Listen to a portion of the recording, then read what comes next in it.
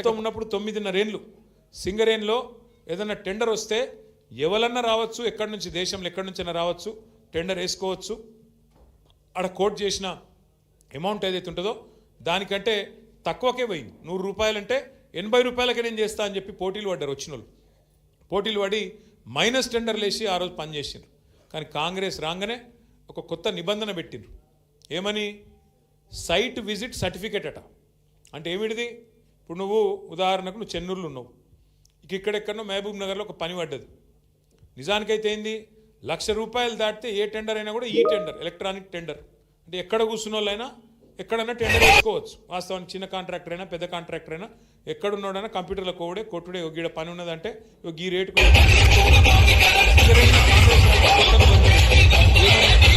మా దగ్గర బొగ్గుబాయిలో మా చెన్నూరులో మా మందమరిలో పనిచేయాలి.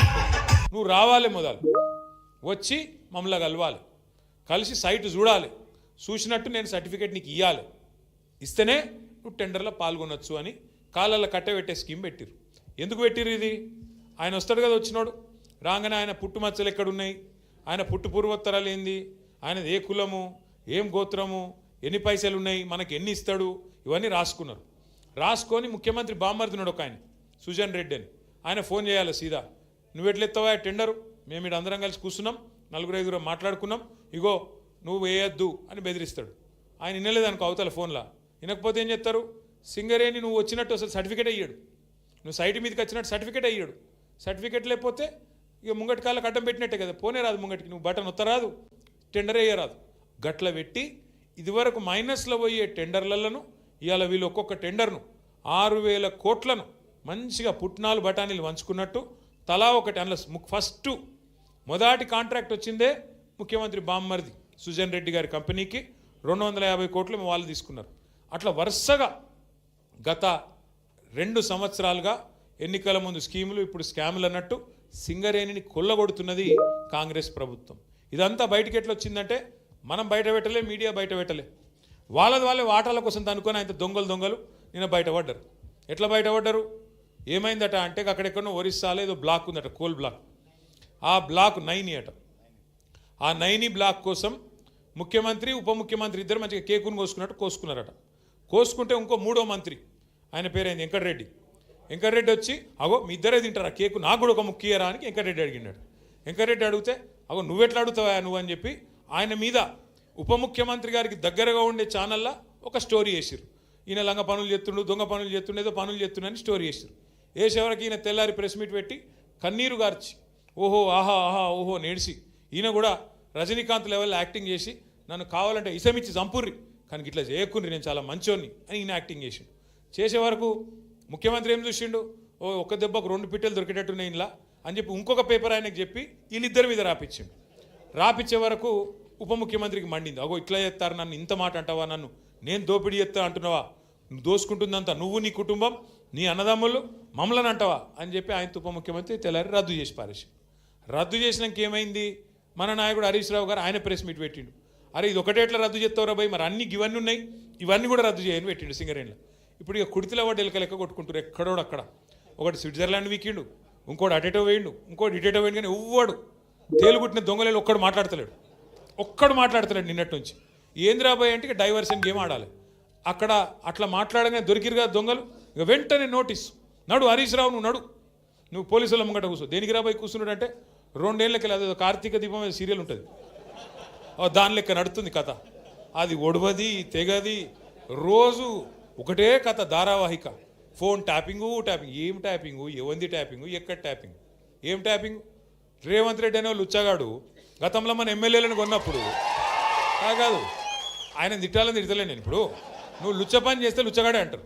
నువ్వు మా ఎమ్మెల్యేలను కొనుక్కుంటా 50 లక్షల రూపాయలతో దొరికిపోయిన దొంగవు. మరి నీ ఫోన్ ఏమన్నా చూసిరేమో, నాకేమెరక ఎవరికేమెరక, మంత్రులకు. పోలీసు వాళ్ళ పని పోలీసు వాళ్ళు చేస్తారు, దొంగలు ఎవడు పట్టుకుంటాడే పోలీసు వాళ్ళు చేస్తే పని వాళ్ళు చేస్తారు. మధ్యలో మాకేం సంబంధం, ఎవరికి సంబంధం. లుచ్చ పని చేస్తే పట్టుకొని లోపలెత్తారా ఏరా. మరి అదేదో పెద్ద స్వాతంత్ర పోరాటానికి పోయినట్టు నన్ను జైల్లో దోమలు కుడుతుండే ఎరికేనా అని మాకు అసెంబ్లీలో చెప్తుండే. మరి జైల్లో దోమలు కాకపోతే ఏముంటాయి, దోమలు బల్లులు ఉంటాయి. ఈయనకు దోమలు బల్లులు కాదు, ఈయనకు తొండల పిచ్చిన్నది బాగా. నా డౌట్ అయితే వీళ్ళ నాయన కూడా చిన్నప్పుడు వీళ్ళ తమ్మునికి ఏమో కొండలరెడ్డి అని పెట్టిండు, వీని పేరు తొండలరెడ్డి అని పెట్టిండు. అందుకే మీరు చూడుర్రి, మీరు చూడుర్రి మాట్లాడితే అరే నువ్వు గవర్నమెంట్లా ప్రభుత్వాధినేతవు ముఖ్యమంత్రివి పని చేయరా అయ్యా అంటే నీ లాగుల తొండలిడుస్తా. నువ్వు గట్టిగా అడిగినావు ఏమైనా నెలకు 2,500 ఏడవా నీ మహిళలకు ఇస్తా అంటివి కదా, ఆడోళ్ళకి ఇస్తా అంటివి కదా అంటే నీ గుడ్లు వీకి గోటిలాడతా. రైతులకు రుణమాఫీ చేయకపోతే ఏమయ్యా అంటే నీ మెడల పేగులు వేసుకుంటా. ఇక ఈ సిపాయి ఇప్పుడు హార్వర్డ్ పోతున్నాడు, హార్వర్డ్ పోయి ఆడేం చెప్తాడు, వాళ్ళకు కూడా నేర్పించేస్తాడో ఏం పాడు ఇవన్నీ. అమెరికా వాళ్ళని కూడా బ్రష్ పట్టించి వాళ్ళకు కూడా అడ్డమైన భాష నేర్పించి లేకపోతే ఇంగ్లీష్లో మాట్లాడతాడేమో. In your trousers big lizards అంటాడేమో. అదే సినిమాలో చిరంజీవి చెప్తాడు ఇన్ ఫ్రంట్ క్రోకడైల్స్ ఫెస్టివల్ అన్నట్టు. అంటే ఇప్పుడు భాష వచ్చుడు రాకపోవడం పెద్ద ముచ్చట కాదు, ఇంగ్లీష్ రావాలనేది కూడా కానూన్ ఏం లేదు. కానీ ఈయన బాధ ఏదో నాకు అర్థమవుతుంది. నువ్వు ముఖ్యమంత్రి లెక్క పని చేయన్నా, 4 మంచి పనులు చేయాలి, శభాష్ అనిపించుకోవాలి.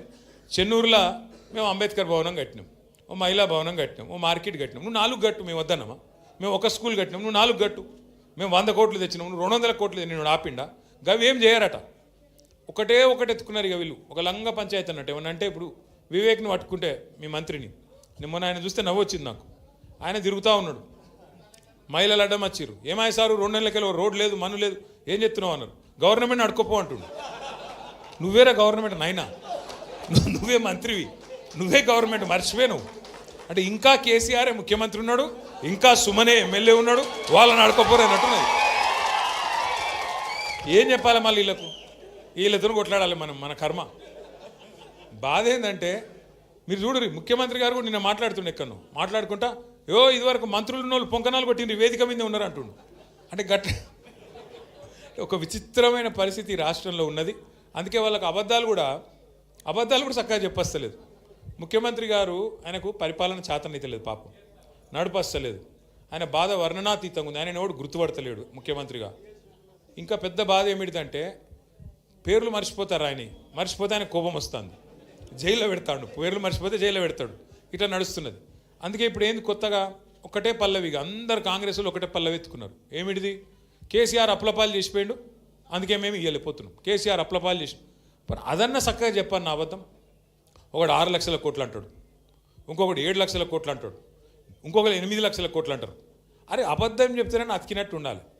కేంద్రంలో మొన్న పార్లమెంట్లో కేంద్ర ప్రభుత్వాన్ని ఒక ఎంపీ గారు అడిగిండు, అసలు కేసీఆర్ ప్రభుత్వం చేసిన అప్పెంత మీరు చెప్పండి అంటే కేంద్రం ఏం చేసింది? రిజర్వ్ బ్యాంక్ని అడిగింది, కాగ్ని అడిగింది, అడిగి పార్లమెంట్లో సమాధానం చెప్పింది. ఏమని చెప్పింది సమాధానం? కేసీఆర్ పదవీ బాధ్యతలు తీసుకున్న నాడు 2014 జూన్ 2 నాడు ఈ రాష్ట్రం ఆనాడు పుట్టిన నాడు అప్పు ఎంతుండే అంటే 72,000 కోట్ల అప్పు ఉండే. ఇది కేంద్ర ప్రభుత్వం చెప్పిన లెక్క, నాది కాదు. కేసీఆర్ దిగిపోయిన నాడు 2023 డిసెంబర్ 3 నాడు కేసీఆర్ గారు దిగిపోయిన నాడు రాష్ట్రం నెత్తి మీద ఉన్న అప్పు 3,50,000 కోట్లు. 3,50,000 కోట్లల్లా ఆ 72,000 కోట్లు విరాసత్కు వచ్చింది మనకు. దాన్ని తీసేస్తే ఎంత? 2,80,000 కోట్లు. కేసీఆర్ 10 ఏళ్లలో చేసిన అప్పు 2,80,000 కోట్లు చేసిండు. మరి ఏం చేసిండు కేసీఆర్ అప్పు చేసి? ఏం చేసిండు అంటే రైతులకు కాంగ్రెస్ వాళ్ళు 60 ఏళ్ళు కరెంట్ ఇయ్యక సావగొడితే 6 నెలల్లోనే 24 గంటల కరెంట్ ఇచ్చిండు కేసీఆర్. ఫ్రీ కరెంట్ ఇచ్చిండు.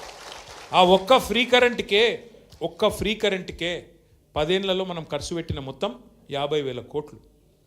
సంవత్సరానికి 5-6 వేల కోట్ల చొప్పున మొత్తం 10 ఏళ్లలో 50,000 కోట్లు ఖర్చు పెట్టిండు కేసీఆర్ గారు. రెండవది, ఇవాళ వర్షాకాలం అంటారు సార్, నాట్లేసే కాలం, సంక్రాంతి దాటిపోయింది. కేసీఆర్ ఉన్నప్పుడు డిసెంబర్ 28 దాటలే ఎన్నాడు. మీ ఫోన్లు ఎవరిని అడిగే అవసరం లేదు, దరఖాస్తు పెట్టుడు లేదు, దండం పెట్టుడు లేదు. ఫోన్లు టింగ్ టింగ్ టింగ్ అని నాట్లు పడుతుండే, ఇక్కడ ఫోన్లో టింగ్ టింగ్ అని పడుతుండే. ఏం పడుతుండే? ఒక్కసారి కాదు, 2 సార్లు కాదు, 11 సార్లు 70 లక్షల మంది రైతుల ఖాతాల్లో 73,000 కోట్లు వేసినోడు కేసీఆర్. 73,000 కోట్లు వేసిండు కేసీఆర్. ఎస్, అప్పు చేసిండు, భారతదేశంలో ఎవ్వరు పెట్టని పథకం పెట్టిండు, 73,000 కోట్లు మీ ఖాతాలు వేసిండు. ఇదివరకు ఎవరన్నా ముఖ్యమంత్రి ప్రధానమంత్రి పైసలు ఇచ్చిరా రైతులకు? గుంజుకున్నోళ్ళే తప్ప ఇచ్చిన వాళ్ళు ఉన్నారా? రైతులకు ఉచిత కరెంట్ ఇచ్చిండు, బ్రహ్మాండంగా పెట్టుబడి సాయం చేసిండు. ఒక రైతు చచ్చిపోతే